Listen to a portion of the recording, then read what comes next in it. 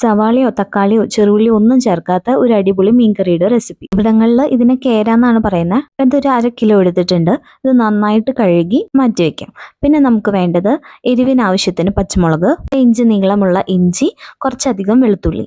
ഇതിലെ ഇഞ്ചിയും വെളുത്തുള്ളിയും നമുക്കൊന്ന് ചതച്ച് മാറ്റിയെടുക്കണം. പച്ചമുളക് 4ആയി കീറി എടുക്കാം. ചട്ടിയിൽ വെള്ളം തിളപ്പിക്കാൻ വേണ്ടി വെച്ചിട്ടുണ്ട്. അതിലേക്ക് നമുക്ക് പുളി ചേർത്ത് കൊടുക്കാം. നിങ്ങളുടെ ആവശ്യത്തിന് പുളി ചേർക്കാം. ഞാനൊരു 6-7 കഷ്ണം കുടംപുളി ചെറുതായി മുറിച്ചിട്ട് ഇട്ട് കൊടുക്കുന്നുണ്ട്. ഇനി ഈ പുളി ഈ വെള്ളത്തിൽ കിടന്ന് നന്നായിട്ടൊന്ന് തിളയ്ക്കണം. ആ സമയം കൊണ്ട് നമുക്ക് മീനിലേക്കുള്ള മസാല പ്രിപ്പയർ ചെയ്യാം. ഒരു 3 ടേബിൾ സ്പൂൺ വെളിച്ചെണ്ണ ഒഴിച്ച് 1/2 ടീസ്പൂൺ കടുകും 1/2 ടീസ്പൂൺ ഉലുവയും കൂടെ ചേർത്ത് നന്നായിട്ട് പൊട്ടി വരുമ്പോൾ ചതച്ച് വെച്ചിരിക്കുന്ന ഇഞ്ചിയും വെളുത്തുള്ളിയും ചേർത്ത് നന്നായിട്ടൊന്ന് വരട്ടിയെടുക്കണം. ഇതിൻ്റെ പച്ചമണം ഒന്ന് മാറുന്നവരെ നമുക്കൊന്ന് വരട്ടി കൊടുക്കാം. ഇതൊന്ന് വാടി വരുമ്പോൾ നമുക്ക് പച്ചമുളകും കൂടെ ചേർത്ത് കൊടുക്കാം. പച്ചമുളകും കൂടെ ചേർത്തിട്ട് നമുക്ക് നന്നായിട്ടൊന്ന് വരട്ടിയെടുക്കാം. മീനിലേക്ക് ആവശ്യമുള്ള ഉപ്പ് നമുക്ക് അതിലേക്ക് ഇട്ട് കൊടുക്കാം. ഞങ്ങളിവിടെ കല്ലുപ്പാണ് എടുത്തിരിക്കുന്നത്. പച്ചമുളകും കൂടെ ചേർത്ത് ഒന്ന് വാടി വന്നു കഴിയുമ്പോൾ നമുക്ക് കുറച്ച് കറിവേപ്പിലയും കൂടെ ഇട്ട് കൊടുക്കാം.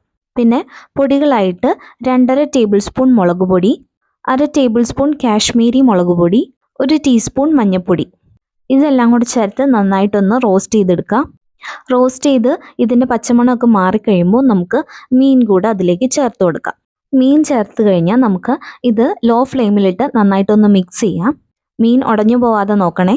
ഇനിയാണ് ഈ മീൻ ചാറിൻ്റെ ഒരു കൊഴുപ്പ് കൂട്ടാൻ വേണ്ടിയിട്ട് ഒരു 1/2 ടേബിൾ സ്പൂൺ മല്ലിപ്പൊടിയും കൂടെ ചേർത്ത് കൊടുക്കുന്നത്. മല്ലിപ്പൊടിയും കൂടെ ചേർത്ത് ഇതിൻ്റെ പൊടികളുടെ പച്ചമണമൊക്കെ മാറിക്കഴിയുമ്പോൾ നമുക്ക് അപ്പോൾ തന്നെ ഫ്ലെയിം ഓഫ് ചെയ്യാം. ഞാൻ മല്ലിപ്പൊടി ലാസ്റ്റാണ് ചേർത്ത് കൊടുത്തത്. നിങ്ങൾക്ക് ആദ്യമേ പൊടികളുടെ കൂടെ തന്നെ ചേർത്ത് കൊടുത്താലും മതി.